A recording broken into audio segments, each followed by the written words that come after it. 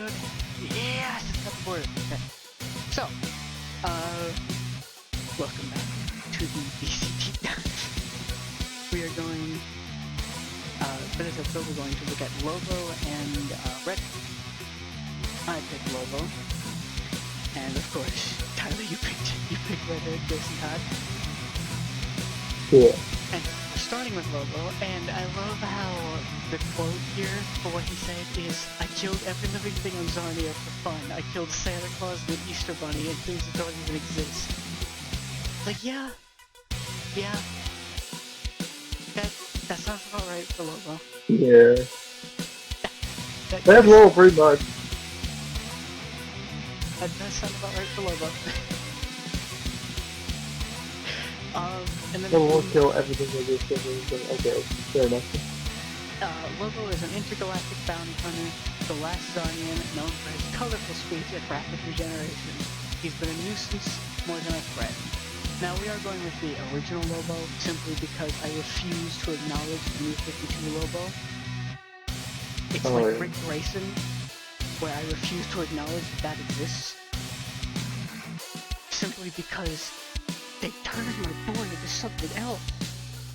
They turned him from this into like, into some, oh, he was a guard, just had killed a king, he was doing criminal stuff, and he's a good guy. It's like, no. Lobo is not that. So, his real name is unpronounceable.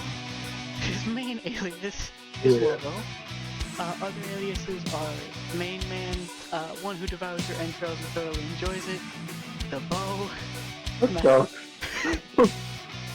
the one who devours your entrails and thoroughly enjoys it is the translation of his Zarnian name. I have like this tab where I can see it, but also work on stuff, and I'm seeing so many stuff that I heard about the main man. My brother loves Lobo, so he always brings it up. Yep, the main man. The main man is like the one of the biggest. The Bow. The most recent one in New 52 is known as Phobo. Because he's not the real Lobo. Okay, fair enough. And then you have... Yeah. Then you have from there Lobo's relatives: Slobo, unnamed mother, deceased, numerous son, deceased, soon daughter, deceased, bueno excelente, husband, may not be legal. Huh? Is that supposed to be legal, or is that supposed to be not okay? I feel like you should just Legion. Actually, I'm gonna call Legion a different tab too. Justice League, Legion, First Celestial Church of the Triple Fish God, and Rebels. By the way, he works for the government for some reason. Yes, the licensed extrastellar government. The licensed extragovernmental interstellar operatives network. He was an intergalactic bureaucrat. He was literally what he hated. Yeah. The Rebels sound like he was. The Rebels make sense because it's a rebel group, so it makes sense why he joined them. Yeah, that kind of makes sense. Because he basically beats you to any law, basically he's bounty hunter, but no, nothing can really stop him. First Celestial Church of the Triple Fish God is a fun one. Yeah. It was a religion that had adherence to the universe. It espoused pacifism, and as its name suggests, the church members worship the fish god. Lobo became an archbishop in the church and adopted the role of a religious leader to the refugee residents of Sector 3500.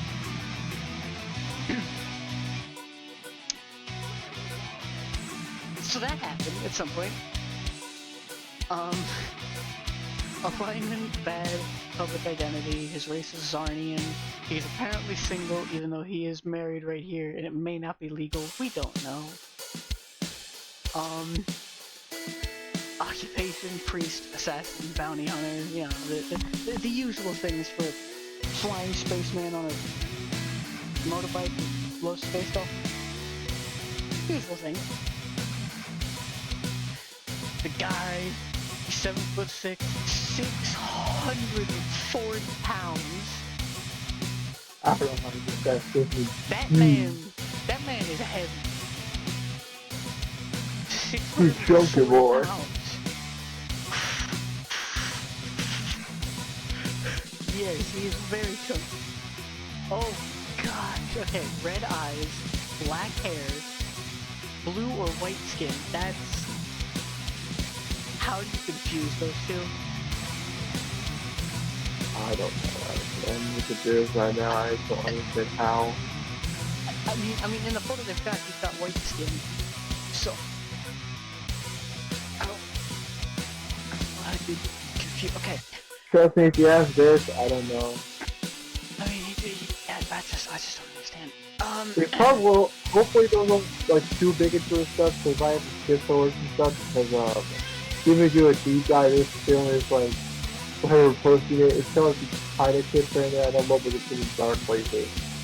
Yeah. We're not gonna go too deep into like the history of this logo. It's pretty dark and all that. You call it deep dive. This is way too dark. I have seen angels and demons and murders or prison.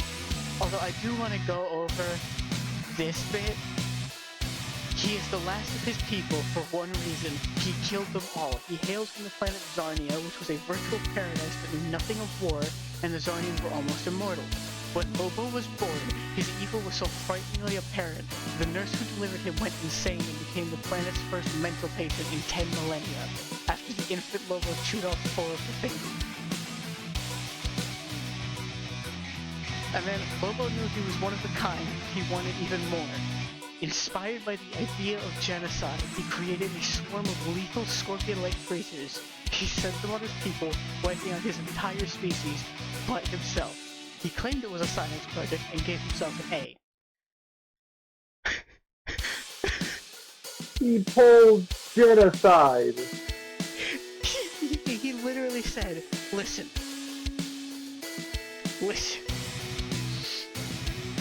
I want to be the last of my species. In a more literal sense. And just wiped out his entire species. Like it wasn't that, oh, he wanted to outlive the rest of his species. It was more that he wanted to, you know, have his species just not outlive him.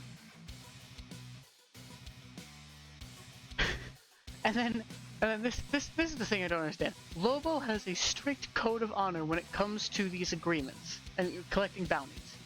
Basically, he has a code of honor. What? I can kind of agree with that. He does have a somewhat code of honor.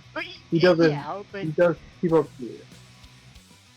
So, this is what I do want to highlight. He fought Superman. Okay. And Yeah. Lobo was boozing it up at the bar when he heard 2 aliens in a bar corner discussing the odds of Draga's return battle with Superman. Lobo got involved in the conversation, and the aliens got Lobo drunk enough to where he accepted a bet that he could kill Superman. Lobo, along with the bar's delivery guy, Ralph, and Bibbo Babowski, that's a name, that is certainly a name, traveled to the Fortress of Solitude, but Superman wasn't there. While the 3 were tooling around outside, Superman arrived. Lobo attacked Superman, and the 2 brawled through the fortress.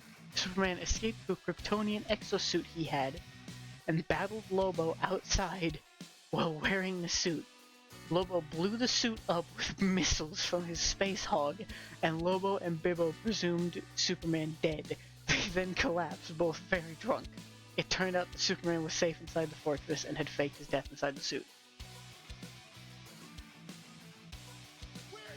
I'm just saying, Lobo is one of the most stupid characters I think I've ever seen in most things I've read. I have actually read quite a bit of this, actually. Yeah. I'm trying to... I use Wikipedia often. I think they have one of these for Marvel, too. Yeah, they do. We could go over that if we ever decide to do this again. We could go over that, too. At some point, one of those. But... Yeah. So I know how crazy they get stuff, but I didn't see a new point of craziness. Yeah. Here it is. 52. Lobo eventually turned his back on his violent ways and became an archbishop in the first celestial church of the Triple Fish God. He became a protector of sorts to a massive colony of refugees from Sector 3500 and also gained possession of the Emerald Eye of Ekron. He happened to arrive in an asteroid field just in time to kill Devilance, rescuing Animal Man, Adam Strange, and Starfire, who were stranded in space. Starfire negotiated a deal with him in which he would help them out of their predicament if they helped him with his problems. After helping the heroes defeat Lady Styx, he brought the Emerald Eye to the triple-headed fish god, who agreed to release Lobo from his vow of non-violence in exchange. When told that the Emerald Eye was the only thing that can kill the fish god, Lobo blasted him with it. So he said, hey, listen, I'm not allowed to be violent anymore? Alright. They just shot him. Just straight up shot the guy that released it. It was like, yeah. That's how this works.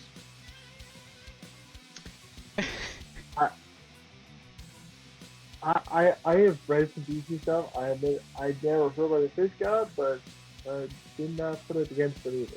When it comes to like comics, I'm more into the DC sphere of things. Like I know a lot about Marvel stuff, but only about certain characters. DC, I know like a lot about the Bat family and all of them. So you know. Yeah, I say I know a lot about DC too because I used to watch more movies. I think Marvel. I watch more Marvel. So. Yeah. But still, this is like getting to like a new point where it's being kind of very, very stupid. Yeah, okay, Tyler, the thing you gotta keep in mind here is that this was 1950s to 2011. I thought I'd say Toon Force, but probably he does have almost Toon Force. The thing I'm surprised with is that he was allowed in comic books in the 1950s. You know? That also is very surprising because I thought he was banned very quickly. That's why he's not banned today. I guess they do have they do segregate them now. They completely changed Lobo in the more recent one, so that's why he's still around today. Oh, they changed him now. Yeah. If we go Is he still horrible or? Just as a quick one here. Hold on, let me show you. Sorry, give me a second. It's gonna take me a second here. I believe I can do that, and then that. Yep. I'll look them up. Well, I have it pulled up in the Discord so you can see it. No, I know. I have to go on my phone. Remember? Oh yeah. I forgot. Oh, okay. This is Lobo now. He's just a 5'11", 227-pound dude who was an honorable palace guard who protected the Zarnian royal family until one day the planet was starting to fall apart. He discovered the king was poisoning the planet's core with his own sick blood. Forced to slay the king and flee, Lobo wandered the galaxy as a bounty hunter. He eventually discovered that another Zarnian who survived the planet's destruction and was pretending to be him. He eventually tracked him to Earth. That was the sort of first storyline, and then ever since then, he's literally just been in one of Brainiac's bottles. Oh. So they're just not doing anything with him ever since he discovered that someone survived and tracked him to Earth. It just hasn't been a main factor. Phobo hasn't, so yeah. Yeah, this is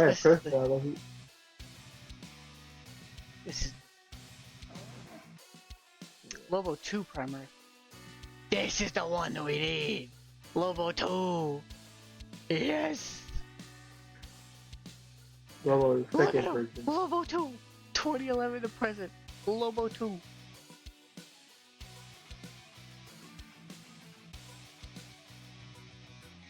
We have a version of the name for Lobo. That sounds right. See, that sounds right. Bounty hunter and all that other stuff. That sounds right.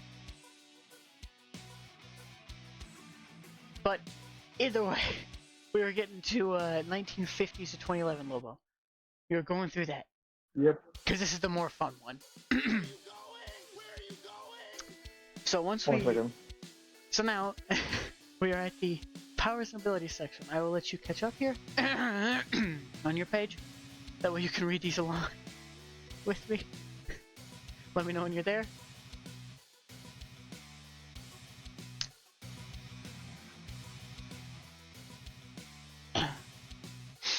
So, Lobos' powers and abilities are I'm very. back. Sorry. I'm going.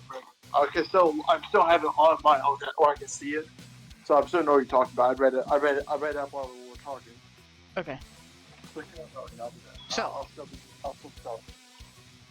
Zarnian physiology. It is said that Zarnians can only truly be killed by other Zarnians. Though this does not matter to Lobo either way, as he cannot die by any means. Lobo can survive unaided in the vacuum of space. He can literally survive in the vacuum of space with like no spacesuit or anything.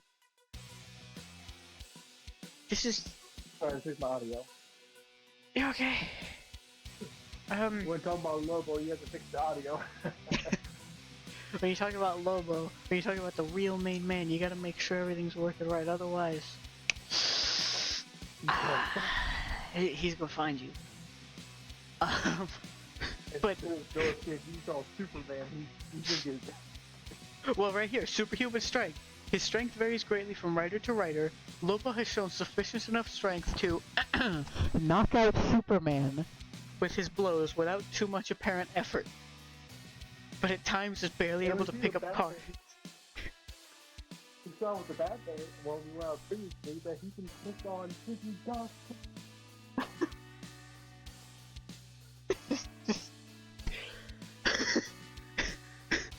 At most times, he is shown to be on par with Superman in terms of strength. He has even shown enough strength to, and I quote, destroy entire planets.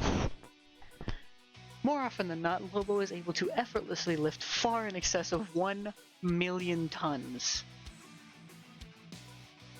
I kind of expect to remain himself. Because Lobo, I have seen him go on super speed. Some of them I can't mention here because they relate to something that's not up to public standard, up to probably what we can mention. I'm talking about the fifth dimensional beings, that stuff. Yeah, it's fine. Yeah, we can't mention what they are though. Definitely something. Anyway, superhuman stamina. You remember what they are? Yes, I do. Yeah. Superhuman stamina. He possesses inexhaustible stamina and in most interpretations cannot tire. I mean, I would assume he can't tire. He's a Zarnian, not a tire. He becomes a tire right after you. Or right he rolled after you. Yep. And then we get to... Now you better run. Yep, now you better run because you've got an immortal tire coming after you. That's my segue into immortality. He is functionally immortal and cannot die no matter what happens. He is immune to the effects of aging and disease and has been banned from entering either heaven or hell. I believe he's also been banned from purgatory at some point. Yeah. So he literally just can't go anywhere. I remember talking about that. Where he's essentially, that's how they redid. I think it's someone else they talked about. Actually, might even talk Superman. It's a Lobo can't really die. Yeah, Lobo No cannot one I know. fully die. Yeah. No one I know is actually it's in Marvel that is actually truly immortal. No, nothing can kill him permanently. Mr. Immortal. Yes, Mr. Immortal, yeah. That and also because that and the Writer, which is a extra dimensional entity that is just a hand and a pen that is a reality-altering, all-knowing, all-seeing being that only pops up when specific events need it. Yeah. They can't be killed, but other than that, yeah. I know, but we're not mentioning literally the person writing the freaking page. Yeah. They are a literal entity within DC Comics. Our world. And our world too. But then, we get into, as subsets of immortality, invulnerability. He has at times shrugged off blows from the likes of Superman with no damage, taking planet-destroying attacks without so much as a scratch, but at other occurrences has had his skin penetrated by bullets and had only some resistances against most magic spells and attacks. I would say this because it kind of makes more sense with the whole thing of bringing up right now. He does have some sort of like what they call the SpongeBob stuff, the SpongeBob system, where he can take damage like no other, but then when he gets hit by something that's completely like a bullet, let's say a gun if he's crazy, he can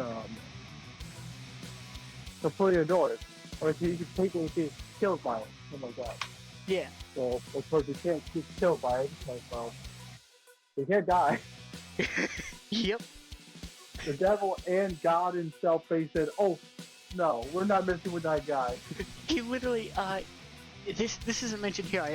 I read over it beforehand. This is not mentioned here, but he literally went into hell and fought his way out using his bare hands and almost beat the devil in a fist fight. I would not know respect none less than him because Lobo is one of the most like unrespectable. Actually, everyone fears him. Yeah, pretty much everyone is afraid of Lobo. The only one who's not is Batman, but, I mean, what is Batman afraid of? Bats? Batman can pay him though. That's the only thing he gets away with. He can pay him to get him out of space. Yeah, technically Batman can pay him, yeah.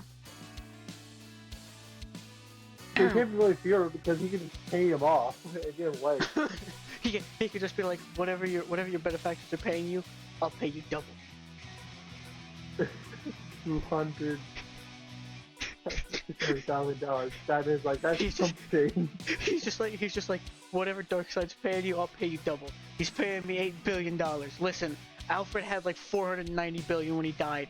Here. Just.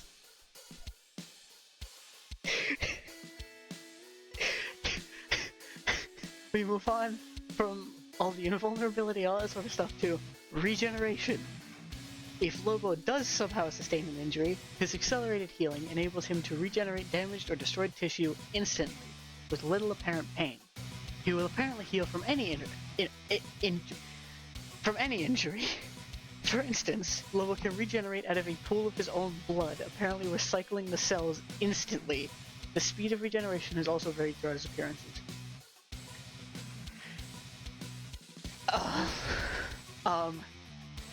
So he literally did the Deadpool thing. There was a Marvel comic in which Deadpool got reduced to a single atom of his blood, and he still regenerated from it. That is how potent his healing factor is. He got regenerated to like a single atom and was still able to just pop back to life.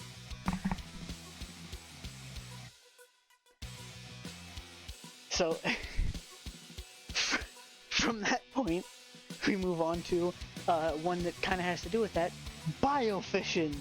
If Lobo spills even a drop of blood, that drop can become a completely new Lobo. This ability was later removed by Vril Docs, but since then it appears to have been restored. Which means that there could just be infinite Lobos on the planet at any time. If Lobo at all gets into a fight, there's gonna be so many of them. It's stupid. You were saying? I wouldn't say Lobo's stupid, but this game we're playing was practically becoming literal god. Yes, this is almost this is basically what if we made a character who's not a god, but we gave him the powers of a god. Then it's like, isn't that technically a god? No. It's not. Yeah, because you can regenerate. You can't die by normal beings. He's entirely too powerful, and that's why we love him. The original version is entirely too powerful, and that's why everyone loves him. It's just the most insane things. It was mentioned earlier, but he was hired by the Easter Bunny to kill Santa Claus because Santa Claus has too much time throughout the year dedicated to him. I don't know why he killed the Easter Bunny. That one I don't know, but he was hired by the Easter Bunny to kill Santa Claus. And that just tells you the point they got to with Lobo. They were like, I have him face off against one of the strongest characters we have. Santa Claus, alright?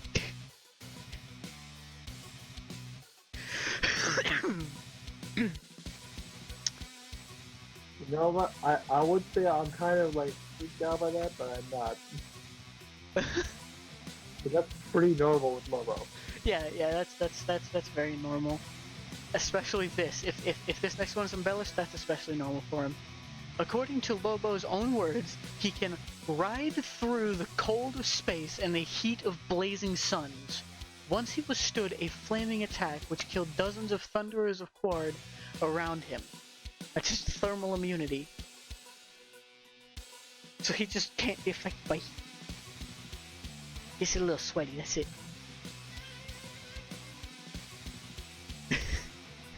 And then you have self-sustenance.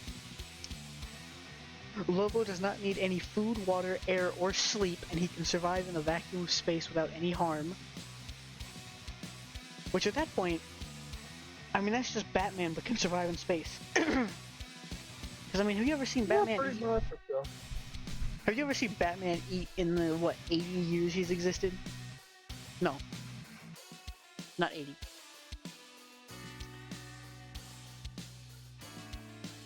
You're looking up there.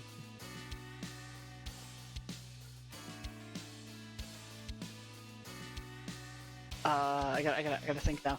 Because he was made in the 40s. Then that's 60 years till 2000. Another 20. So yeah, 80 years. Sorry, in the 80 years he's existed. And you see Batman eat. So Lobo is basically just Batman with can survive the vacuum of space. Dumped in there.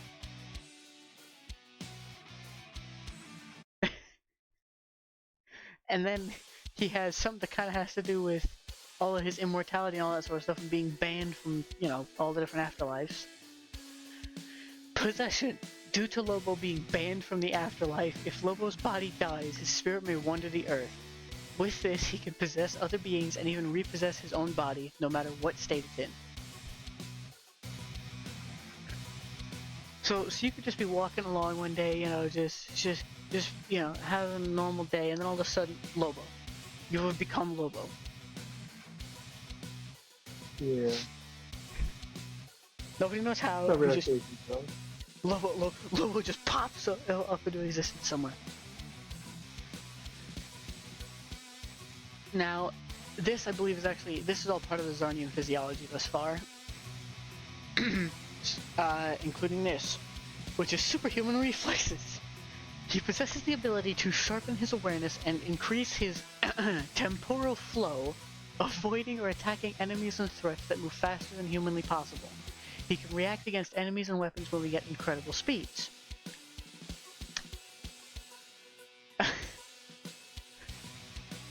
So he could basically fight the Flash. Your mic entirely cut out there, but we... Oh, sorry, pretty much. Yeah. Yeah, he can pretty much fight any speedster just by standing there doing the thing from the Justice League movie where Flash starts running around and then Superman just turns and looks at him. Like he can pretty much do that scene right there. And then from there, enhanced senses. Zarnians traditionally possess a special sense that allows them to detect the weakest point in an opponent. He also has an enhanced sense of smell. It has been stated that once Lobo catches your scent, there is no place in the universe you can hide from him. He's been able to track and find any number of marks after catching their essence just once. And then enhanced hearing. He's able to listen even in the deep vacuum of space, or even in the vacuum of deep space. So, if you at all breathe and you are a target of his, that's it, you're done. He knows exactly where you are.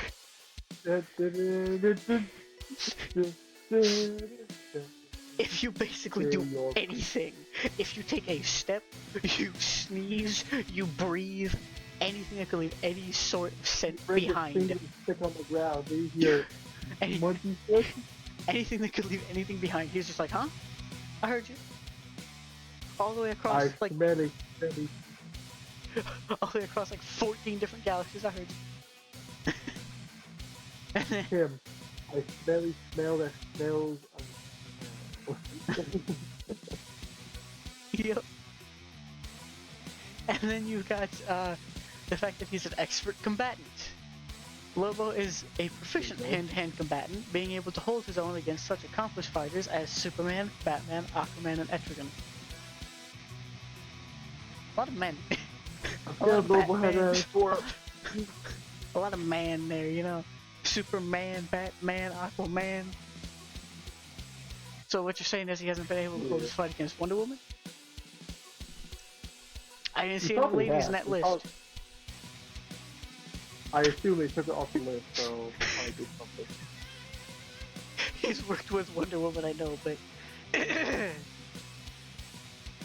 As unbelievable as it may seem, despite his violent and loutish nature, Lobo possesses genius-level intellect in matters of destruction and violence. He can create complex, virulent agents and the necessary antidotes to them, such as the one he let loose on Zarnia, resulting in the deaths of the entire population in the span of 1 week. 1 week. He got rid of his entire population in a singular week. Pretty good virus. I mean that's just some proficiency right there, you know? That's just you know, being good at your job. And then from there, along with the genius thing, multilingualism. By his account, Lobo can speak, and I kid you not, 17,897 different languages from across the galaxy. He can also communicate in Morse code. I would kind of expect that out of Lobo. He's kind of busted on most abilities. I know it's like to be expected from Lobo, but at the same time, 17,897 languages? Yeah. So. What?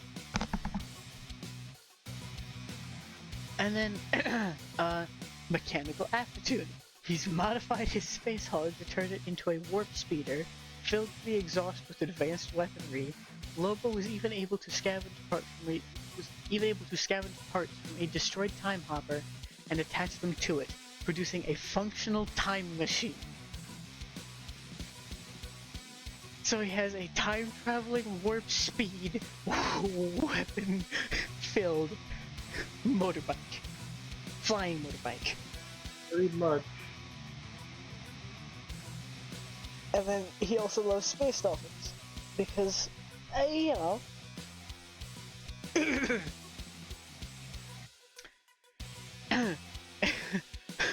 Indomitable will. According to Lobo's own words, a power ring that is powered by willpower.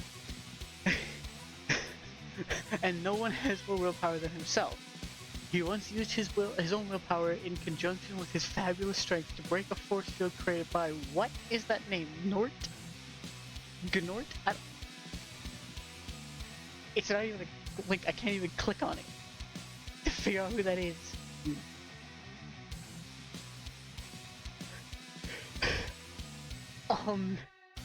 But then he's also got intimidation. Giving his natural violent tendencies, tremendous powers, and long expertise as a bounty hunter, Lobo's fame by itself has forged him a terrific reputation amongst heroes and villains alike. So pretty much anyone hears of Lobo, they just immediately go, nope, I don't want that. You can...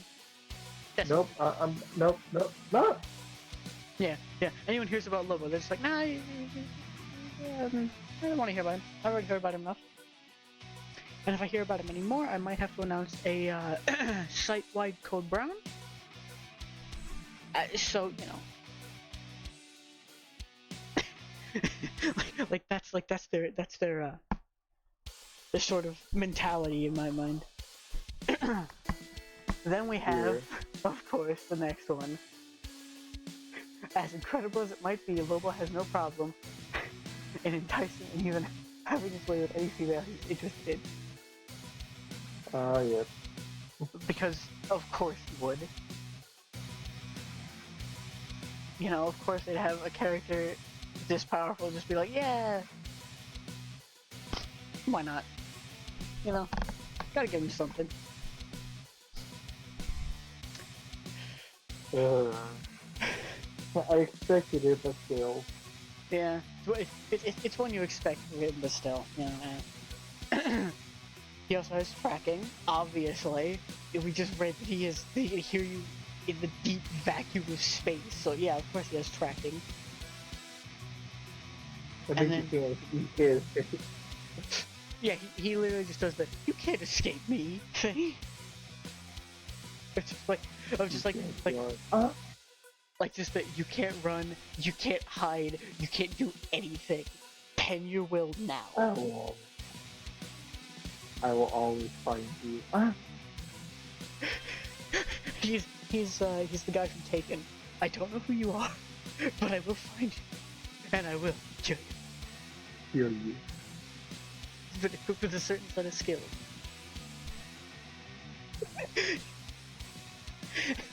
And then he has marksmanship. When someone yelled that Lobo was shooting and going crazy, Jonas Glim stated that every shot is carefully placed with Lobo. Lobo then proves this by shooting down a weight to crush the man that insulted him. This feat is even more impressive when you add the fact that Lobo was using a fully auto firearm when he did this.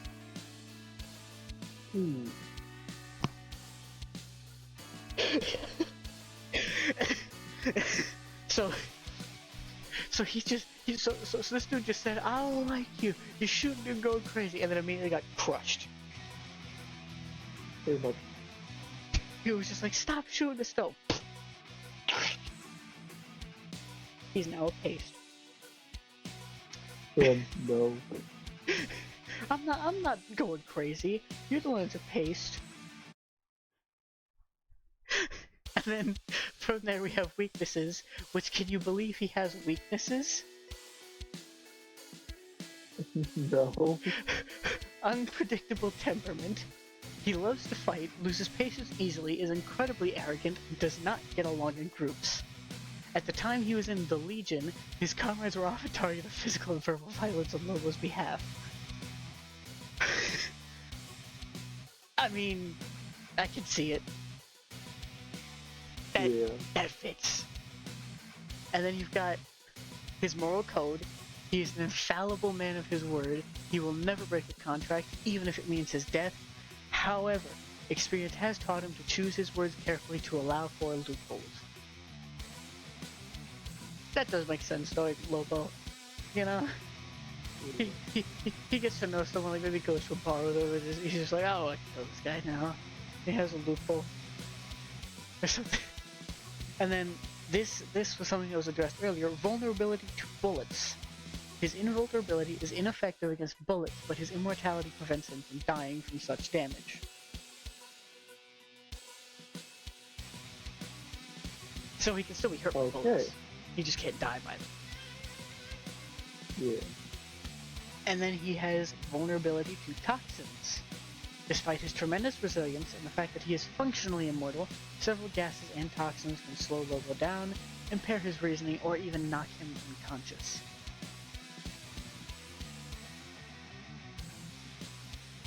So,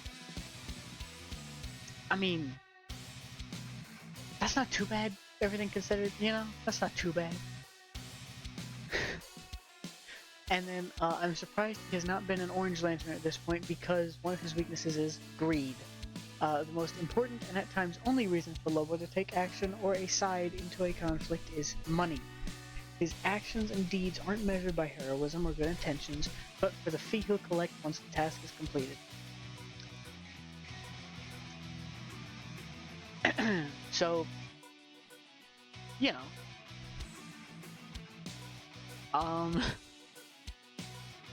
you then have his paraphernalia, which is, you know, everything that he has with him all the time.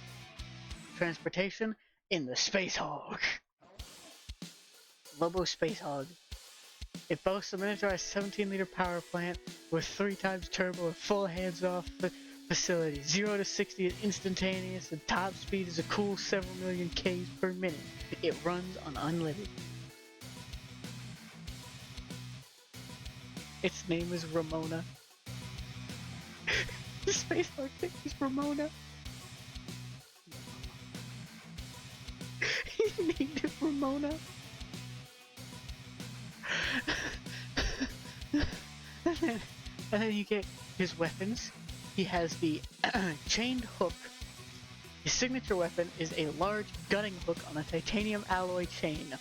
Aside from use as a weapon, he also uses it to snare his opponents up or to drag them behind his bike. So you're traveling several million Ks per minute, being just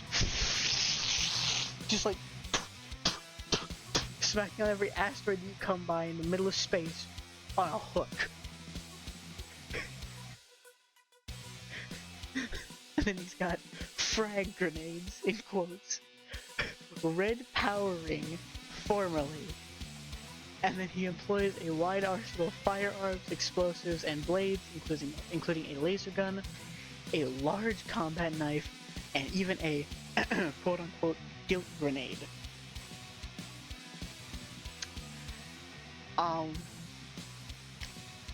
What? What?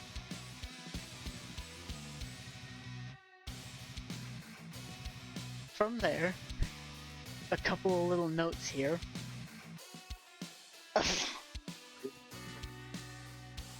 What was that? Everything is crazy, isn't it?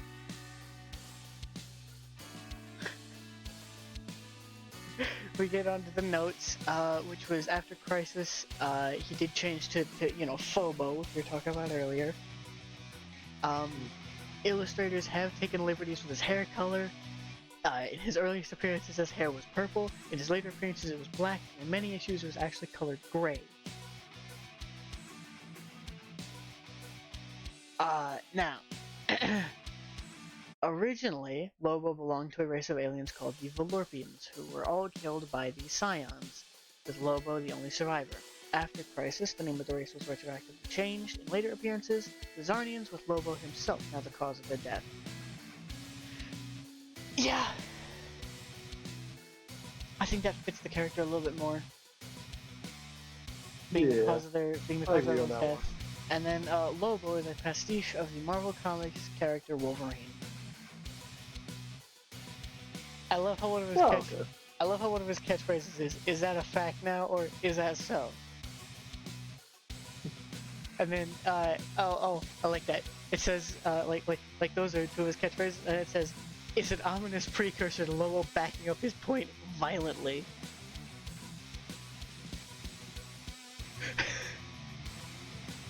He has before he backs up his point violently. His favorite color is sepulchre black, which he names his hair color after. Lobo possesses a fondness for space dolphins, or fishies, as he affectionately refers to them.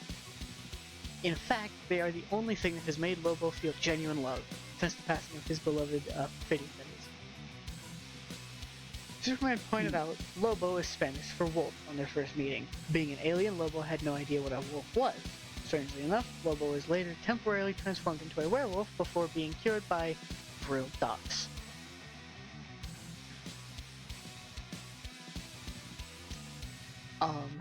Lobo was allegedly hired to assassinate Santa Claus by the Easter Bunny and succeeded.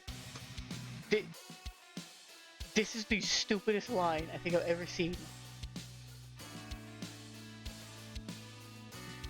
He was hired. But...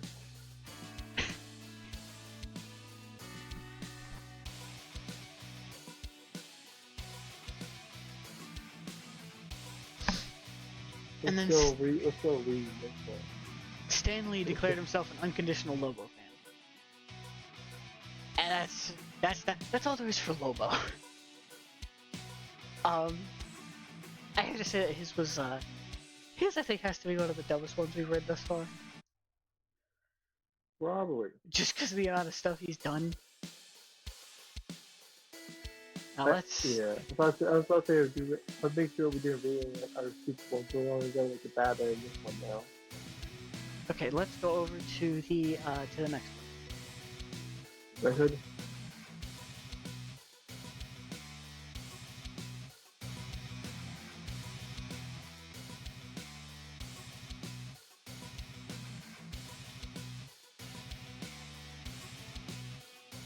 I got it. I can play my game in the All right. So the next one is Red Hood, or specifically Jason Todd is what it states here. Prime Earth version. So,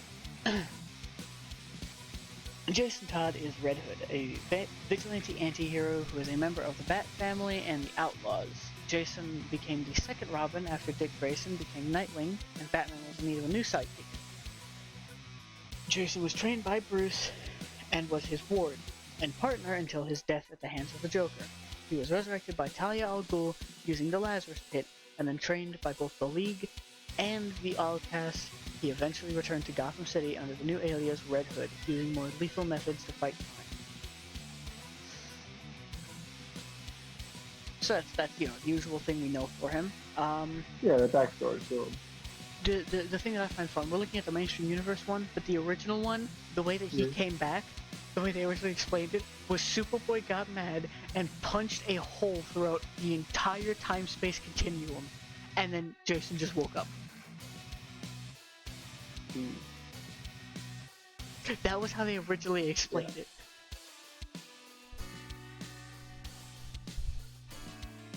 That is, I should read that right now. So his real name is Jason Peter Todd. His other aliases have been Robin, Wingman, Outlaw, Nightwing at some point. That's interesting. Red Robin at some point, and Batman. Yeah. Now the Batman one makes sense because of Battle for the Cowl. Pretty much all of the Robins and Batgirls and all that became Batman for a little bit. Yeah. So, And then, of course, his main alias is Red Hood. That's how everyone knows him, basically. Yeah. So his relatives are Faye Gunn, his paternal grandmother, Jason, his paternal grandfather, Willis, his father, Catherine, his stepmother, deceased, Sheila Haywood, his birth mother, deceased, and Faye Gunn II is his first cousin. Could you have a more accurate name than Gunn?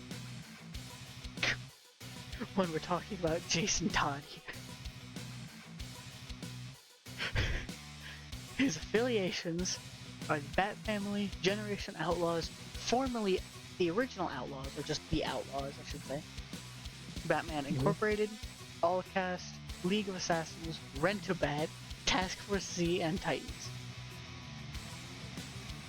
Titans in universe is like basically the Teen Titans, just adult. That's it. So they're just now adults. That's all Titans is. It's like I think it's Teen Titans, then you go to Titans, then you go to Young Justice. I believe it's like sort of if you were to go through all of them. So. Like that's like the age sort of thing. His alignment, neutral. He's got a secret identity. He is American. He's single. His occupation is vigilante, former mercenary, and businessman. Huh? Yeah. I'm confused with the businessman part here. Well, it seems they retconned something with here in just a second with his characteristics. So he's a guy, 6 foot, 225 pounds, eyes blue, hair black. Now originally, his hair was red, and he dyed it black. Oh. That was that way they didn't think, oh, Batman didn't just have a Robin. It was gone. That way they didn't think Batman's Robin was gone. They thought, okay, he's still got Robin. Okay. So.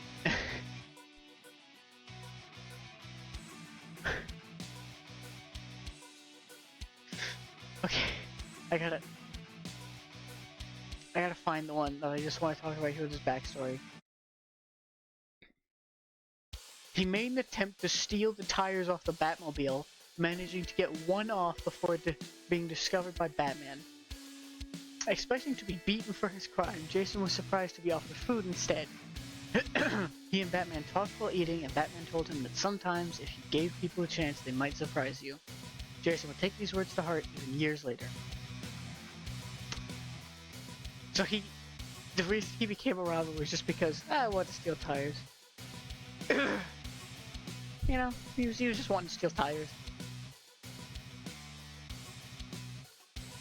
So... He really got tired of that. I saw this one TikTok. It was from the TikToker, the Panda Red, and he made one that was what all of the different Robins would get Batman for Father's Day, and Jason said, "Oh, I got him a spare tire." He's got him a spare tire. Damien got him a bunch of cages for all the birds he's got.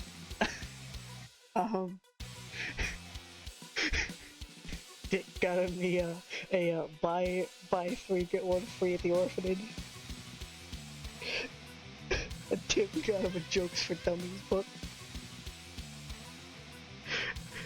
So, you know, that's sort of how I imagine all of that relationship to be.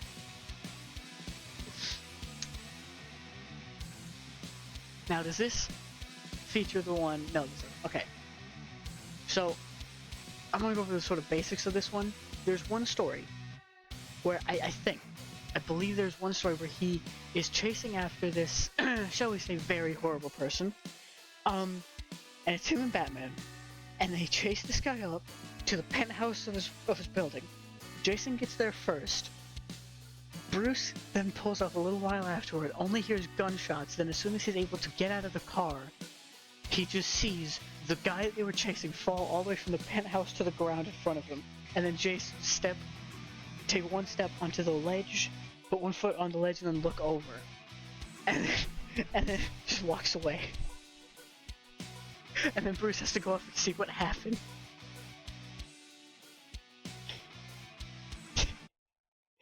And then when Bruce gets up there, he meets with Jason, and he asks Jason, what happened? And Jason's only response is 2 words. He fell. Now in this moment, I'm not inclined to believe him. I don't think anyone is inclined to believe him in that moment. But I don't know.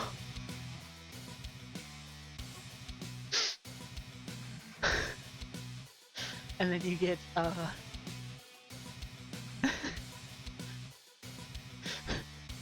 a lot of the newer stuff that I haven't really fully paid attention to. And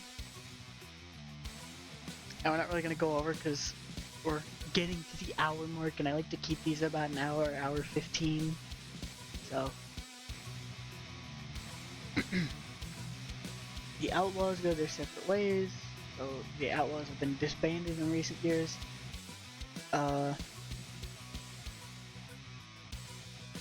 Which, you know, that's fine. We already read about that. Then the Rebirth, he made new Outlaws. And then they fell as well, and then he became the Outlaw. Lord have mercy. And then he made Generation Outlaws. Outlaws ended the Return to Gotham. I'm sorry, what? I just read the first sentence of Outlaws End and the Return to Gotham. And it's just, after Bizarro was trapped in hell, Jason focused on Duela's recovery. That was not what I was expecting for that.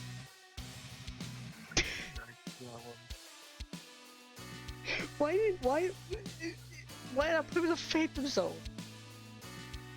Why put him in hell? Why put him in the Phantom Zone? Well, we'll never know. Okay. Okay. We get to the powers and abilities. Powers. Lazarus Enhancement. Due to being immersed in the Lazarus pits, Jason possesses some magical abilities. Those are Magic Negation, Jason was taught a powerful arcane martial arts strike by Talia al Ghul that only a force of true good is capable of delivering. This technique was created by Dukra as a way to strip away the powers of the Untitled.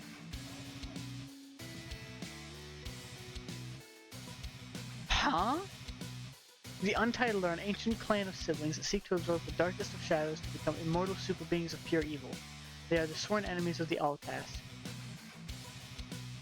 Huh. And the other one that Jason knows is summoning. He possesses the unique ability to summon the All Blades, mystical blades manifested from Jason's own soul, designed to kill magic-based threats. The blades can only be summoned in the presence of true evil. Jason has shown the ability to summon dozens of All Blades at once.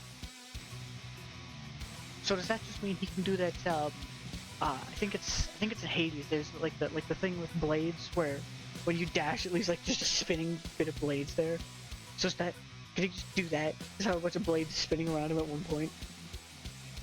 I think that'd be funny. And then acrobatics, aviation. Those are, well, acrobatics is normal for Robins. Aviation is somewhat normal for the Robins, because they don't know how to pilot the Batwing and things like that. Enhanced intellect. While not as smart as Batman or his other siblings, Jason is highly intelligent and possesses knowledge in various different fields. Despite being a high school dropout, Jason is well read and owns a plethora of books, including Niccolo Machiavelli's The Prince and Sun Tzu's The Art of War.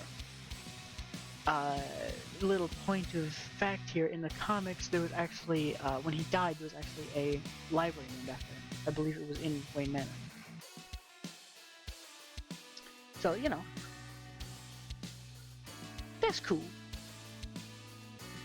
I think I'm gonna read before. And we get to business management. Jason ran the Iceberg Lounge for a minute. You know, for just like a minute. No, but for a short time, he ran the Iceberg Lounge, which is a choice. Because I can just imagine he walked in the way he did when he first took over the criminals of Gotham, just like the heads of the commanders in a bag, threw it on the floor and went, "Listen, I'm gonna tell you what to do now." And they were all like, alright, that's fine. That's how I imagine it went. Computer hacking and computer operation. Computer hacking, he was taught by Tim Drake. He was able to hack into LexCorp computers in less than 5 minutes. Of course he was taught by Tim. That's something people don't realize. Jason and Tim have an amazing relationship. They are very good brothers to one another. He loves Tim. Dislikes Dick. Hates Damien, but loves Tim. You hurt Tim, Jason will kill you in an instant. Any of his other brothers, he's pretty much fine with. You know, Cass, he might be a little annoyed if you hurt Cass, but Tim, it's like on sight. If he sees you, that is it. You will no longer be able to exist. You will be wiped from existence in that moment if he sees you. So yeah, criminology. That makes sense for a lot of Robins because, you know, world's greatest detective, that sort of thing. For Robin and Batman to have that, you know. I'd be surprised if he didn't have that. Deception. I'd be surprised once again if he didn't have that. But according to Batman, Red Hood was a skilled liar. Yes! They all are skilled liars because they're living like 4 separate lives. Bruce has Bruce Wayne, which is at the house. Batman, which is his normal identity, which is him at night. And Brucey Wayne, which is what he shows to the public. So right there, you gotta manage like 3 different webs of lies you gotta put through.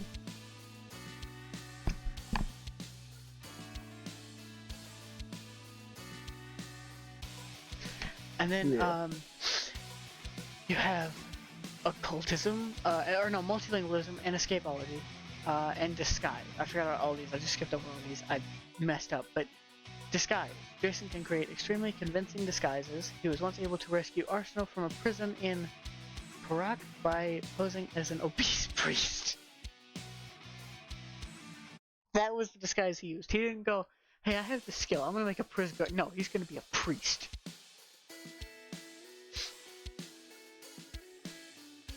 There was probably several easier ways he could have gone about it.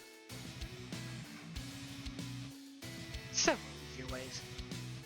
Escapology, which is simple enough. It's just the art of escaping. Stunt performance, the ability of some characters to escape from restraints. It's mostly used. It's most prevalent with like Mr. Weird and things like that. Multilingualism. He is capable of speaking English, Spanish, and Portuguese. However, his Portuguese has gotten rusty over the years. Yeah. Occultism. Jason is knowledgeable of various mystical concepts due to his training with the Outcast. Which once again, yeah, that makes sense because they're, you know, they deal with magic and they're dealing with the Untitled, so it makes sense he'd have knowledge on mystical concepts. Investigation. Due to his training with Batman, he is an excellent detective. He can easily start to paint a picture of a crime scene without running any tests and even determine which weapons were used based on evidence.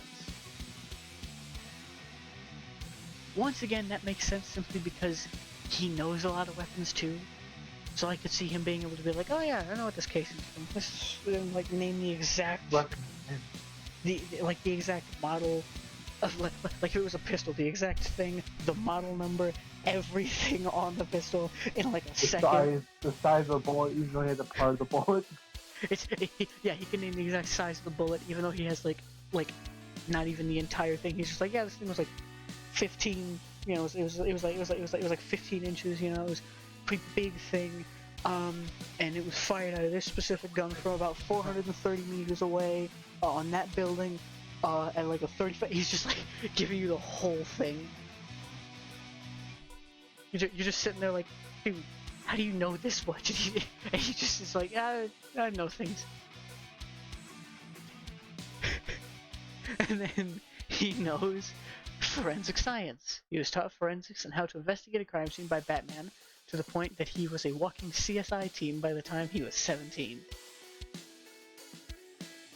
That just works in with the investigation and all that sort of stuff and the criminology. Just ties in with all that and makes him so much better at that. And then Jason was taught by Batman how to pick locks in the second week of his training. Once again, that's probably very fitting for him considering vigilantism isn't exactly, you know, legal, so you know. And then you have indomitable will, interrogation, intimidation, and leadership.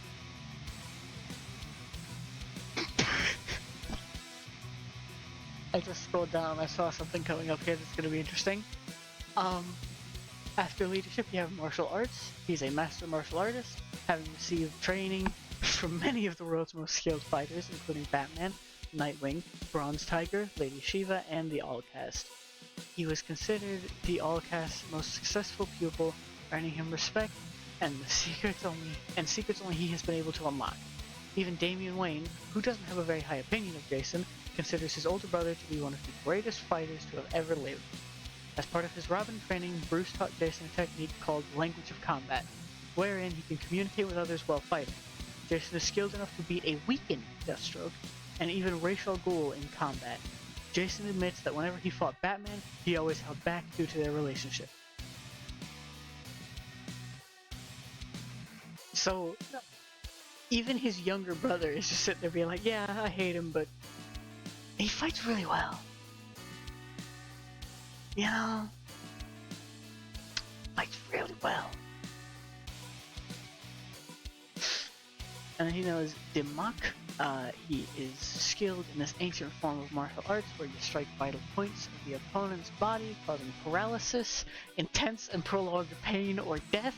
He was taught a specific nerve strike technique by Lady Shiva that allows him to instantly paralyze an opponent.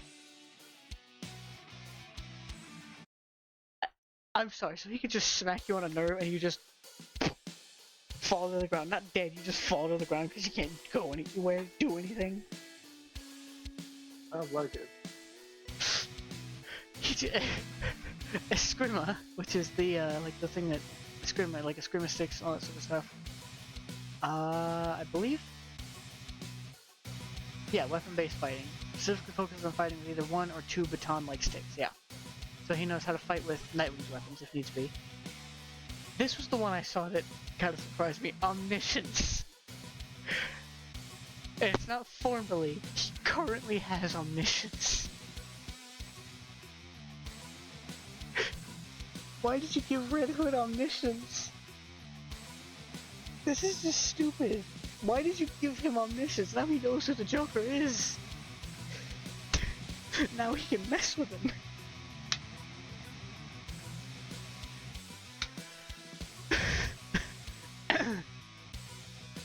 PQ. Wait. What were you saying? Your mic keeps cutting out weirdly. That's what the master Joker. Oh yeah. Mess with. Yeah. You have to feel bad for the Joker in that case. where he's just like, yeah, I know everything. I know exactly who the Joker is. Let me go find him. Just.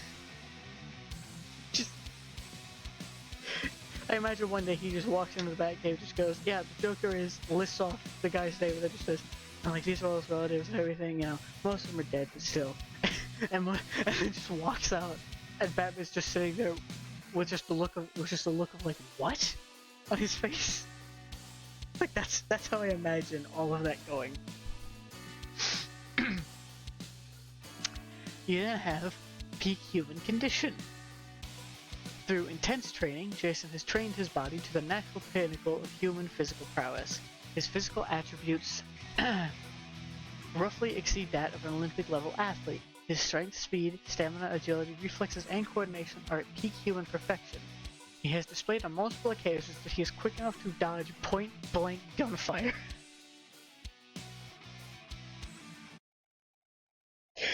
You could be standing in front of him, take a shot, and still miss. You can have it pointed directly against his head, take a shot at him, and still miss. What?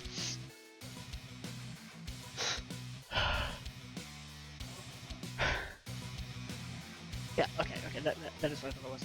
Pedagogy, stealth, surveillance, tactical analysis, thievery, throwing, toxic immunity, tracking, and then weaponry. Pedagogy is like teaching. Stealth is obvious. Surveillance, that's pretty obvious too. Tactical analysis, what? Represents an individual's ability to strategize and develop complex plans of action. Thievery, throwing, toxic immunity, tracking, those are all decently obvious. Throwing is just like throwing knives.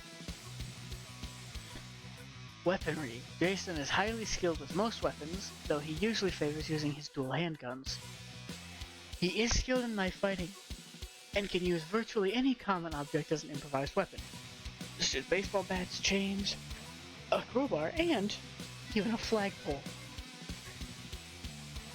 Cause why not? Just, you know, take a giant flagpole. I just imagine him on horseback with a giant flagpole, doing like medieval jousting.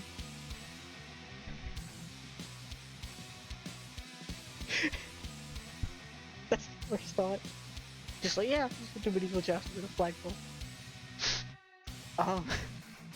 Firearms. He is a highly skilled marksman. Unlike most of the Bat family, Red Hood is one of few who has no problems with the use of firearms. Yeah, most of the Bat family does have an issue with it. The only time Batman or any of the other Robins will is if one is presented to them and they have to. Other than that, they don't really use them. Unless there was that one time Dick Grayson, like a secret agent for a little bit, used guns because they had to. Anyway, due to his training over the years, Jason is a master swordsman. He has even been able to keep up with the likes of Ra's al Ghul in a sword duel and even disarm him. that's where he gets a little more scary. You could keep up with Ra's al Ghul. At that point, do you even need a sword? You know? If you can find him with a sword, do you even need it anymore? Because I'm pretty sure at that point you can probably beat him with your hands. Other characteristics. This one's even a weakness. This is just a characteristic. He has a bone spur. According to future Tim, after Jason was killed by the Joker, one of his bones was never set right, which caused a growing, debilitating bone spur in his hip joint. That's it.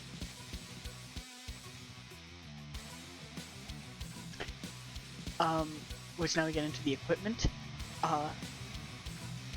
He's got his, his normal costume. He abandoned his Robin costume and took on the various costumes of the Red Hood.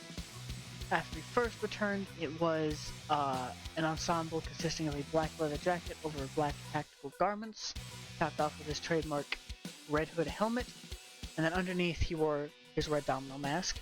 And then when Dick Grayson became Batman, Jason adopted a more colorful villain suit. This suit included a white skin-tight bodysuit, a collared black cape,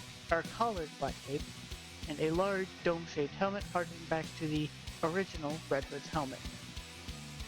After Batman's return, Jason took on an anti-hero role. With this change, he donned a costume similar to the one he wore when he first returned to Gotham.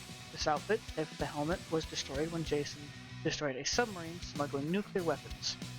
He would replace it with the old armored suit that had once belonged to Nightwing, which he found in the possession of Starfire, who rescued him. This suit has a red variant of the bat symbol placed in the center of the chest. It also has a built-in taser, which Jason used to get people off it when necessary, and he covers his suit with a tan leather jacket. So, basically the version there that was just mentioned is the version used in the picture for him in this entry. That's sort of what he looked like, yeah. In that suit, so yeah. And then after that, after being kicked out of Gotham, he created a new low armor outlaw costume. This suit was mainly comprised of strong black boots, gray combat pants, a black t-shirt with a new symbol on it, arm wrappings, and a sleeveless red and black hoodie. Instead of a helmet, he opted for a domino mask and a face mask combo. And then after the two make amends, Bruce gave Jason a new heavily armored gray suit. This suit featured a new helmet and a thick red bat symbol on the chest. He would use this armor while serving with Task Force Z to show his allegiance with the team. He added a red letter Z to his shoulder plates. After the task force disbanded, Jason would don his outlaw costume again. And he used to have Venom, which is the thing that Bane uses. Yeah. So he just used to, just be like, yeah, let me do the same thing Bane does. And then he has the All Blades, which we mentioned earlier. He has batarangs, combat knife, crowbar, katana. Jason began carrying a crowbar as one of his weapons, and later upgraded to dual crowbars that are capable of emitting powerful electric shocks. I'm sorry, so he could just walk up to you and just hit you with a crowbar and then strike you with lightning with the other one, huh?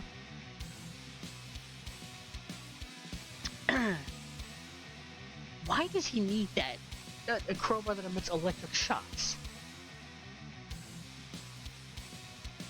Okay, if we go to trivia now, he has a confirmed kill count of 83. Okay. Not as much as you'd think, surprisingly. Not as much as you think. Jason spent time in Arkham Asylum, where he had therapy sessions with Dr. Quinzel, though when this happened exactly is unknown. So it would have had to have happened some point between, between, the Joker becoming the Joker, and then Harley becoming Harley. Some point in between there. Jason had to show up at Arkham Asylum.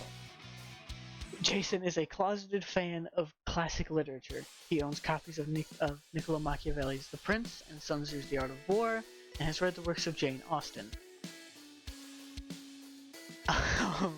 He kept the tire he originally stole from the Batmobile. That's a fun one. Otherwise, he just pulls it every once in a while and just goes, yeah, I have it. He's best friends with Roy Harper. He has also had numerous friends from his childhood, such as Numbers, Dana Harlow, and Max Dawkins. I have no clue who any of those are. Jason has had brief relationships with Ravager, Essence, and Isabel Ardila? Don't know how to pronounce that last one.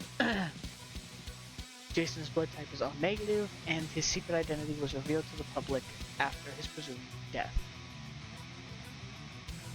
That was a lot for Jason there. I